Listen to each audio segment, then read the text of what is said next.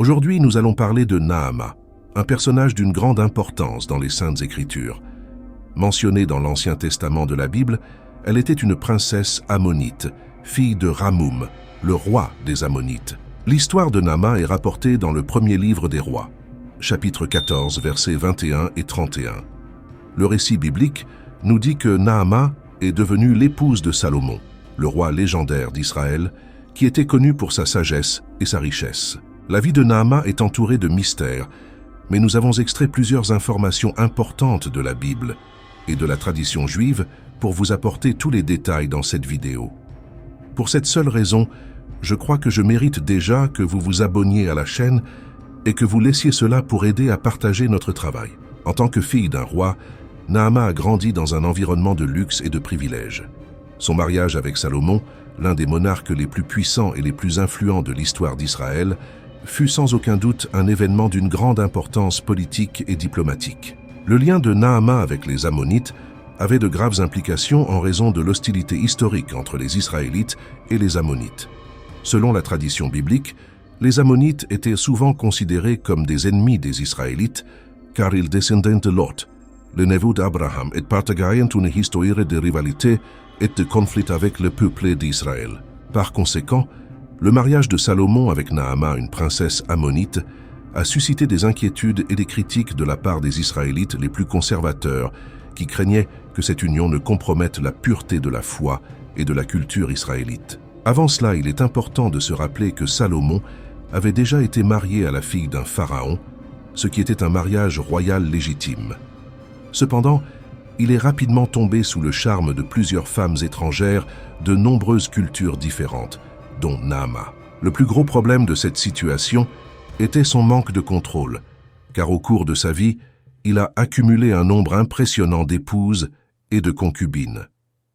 Dans le premier livre des rois, chapitre 11, verset 3, il est rapporté qu'il avait 700 épouses de lignée royale et 300 concubines. Même après plusieurs conseils de sa propre mère sur le danger que ces différentes femmes pouvaient lui apporter, Salomon semble l'avoir ignoré et a continué à s'impliquer avec des femmes de différentes nations, telles que les Ammonites et les Hittites, qui pratiquaient différentes religions avec des dieux étrangers. Cependant, Salomon était profondément amoureux de Naama, ce qui a rendu ce mariage encore plus complexe et marquant dans sa vie.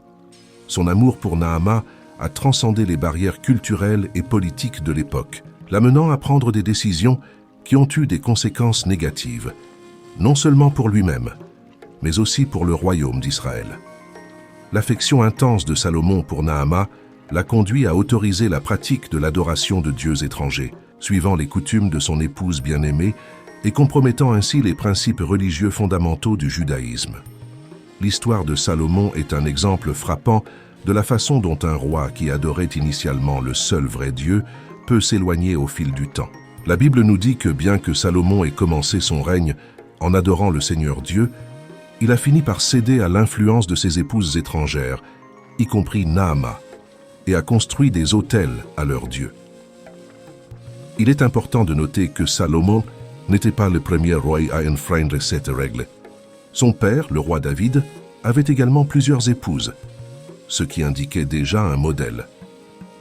En fait, la Bible dans Deutéronome chapitre 17 verset 17 avertit explicitement que les rois d'Israël ne devraient pas avoir beaucoup de femmes, car cela les égarerait spirituellement. Étonnamment, Salomon, un homme si sage à bien des égards, n'a pas suivi les conseils des Écritures et s'est écarté du droit chemin. Même s'il a cédé aux tentations, il est intéressant de noter à quel point Salomon était connu pour sa sagesse. L'une des histoires les plus connues illustrant son intelligence implique deux femmes qui prétendaient être mères, se disputant la maternité d'un bébé spécifique. Salomon proposa un accord pour diviser le bébé en deux, une idée qui affligea l'une des femmes, la poussant au désespoir et suppliant le roi de ne pas le faire. De cette façon, Salomon a découvert la vraie mère du bébé. Sa sagesse s'étendait également à un large éventail de connaissances, de la compréhension de la nature à la composition de proverbes et de cantiques qui sont consignés dans l'Ancien Testament, le livre des Proverbes et le Cantique des Cantiques. Alors que Salomon était encore en vie, un prophète nommé Achija eut une vision et proclama une prophétie qui changerait le cours de l'histoire d'Israël. la prophétie d'Achija révéla que Jéroboam, un serviteur de Salomon, deviendrait roi de 10 tribus d'Israël, tandis qu'une seule tribu resterait sous la domination de Salomon et de sa descendance. Cette prédiction d'Achija indiquait que l'unité du royaume d'Israël était sur le point d'être divisée. En apprenant la prophétie, Salomon se rendit compte que Jéroboam représentait une menace pour la continuité de son règne. Craignant de perdre son pouvoir et son influence, Salomon prit des mesures drastiques et tenta d'assassiner Jéroboam. Cet acte désespéré a révélé la tension croissante qui se développait dans le royaume d'Israël. Cependant, après la mort de Salomon et l'accession au trône de son fils Roboam, Jéroboam réapparut comme une figure centrale dans les conflits qui suivirent. L'accomplissement de la prophétie d'Ésaïe déclencha une série d'événements qui conduisirent à la division d'Israël en deux. Le royaume d'Israël, dirigé par Jéroboam, est composé de 10 tribus du nord, et le royaume de Juda, dirigé par Roboam, est composé des tribus du sud. Cette division a marqué une période tumultueuse de l'histoire d'Israël, connue sous le nom de schisme, qui a eu des répercussions politiques et religieuses durables. Le règne de Roboam et son administration désastreuse représentent un tournant critique dans l'histoire d'Israël. L'augmentation des impôts et la décision malheureuse de Roboam d'ignorer les préoccupations du peuple affaiblirent rapidement son autorité et conduisirent à une période de décadence de son règne. L'économie s'affaiblit, la stabilité politique est menacée et le mécontentement populaire persiste. Finalement, Jéroboam devint le premier roi du royaume d'Israël après la division des royaumes d'Israël et de Juda. Jéroboam a pris des mesures drastiques pour empêcher son peuple de continuer à adorer à Jérusalem. Pour maintenir le contrôle religieux, Jéroboam a fabriqué 2 statues de veau d'or et les a placées sur des autels à Béthel et à Dan, encourageant les Israélites à adorer ces images au lieu d'aller à Jérusalem.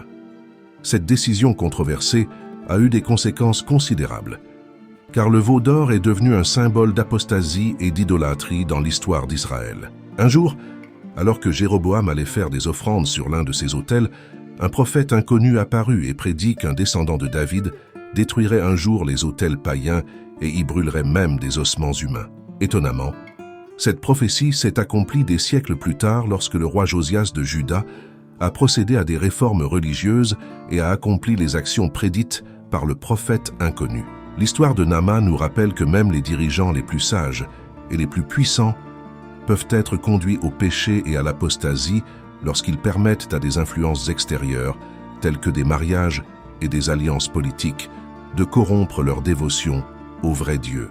La décision de Salomon de construire des autels aux dieux étrangers de ses épouses, sous l'influence de Naama, a inauguré une période de décadence spirituelle et de conflits politiques qui ont culminé avec la division du royaume d'Israël. L'histoire de son influence sur Salomon est un rappel frappant de la façon dont la sagesse et la foi peuvent être mises à l'épreuve même dans les moments de plus grande puissance et de plus grand succès. C'est donc une histoire qui nous incite à considérer les influences qui façonnent nos propres vies et l'importance de s'accrocher à nos principes, même face aux tentations et aux pressions extérieures. Si vous avez aimé cette vidéo, laissez un commentaire ci-dessous et abonnez-vous à la chaîne pour ne rien manquer du contenu à venir. Passez une bonne journée.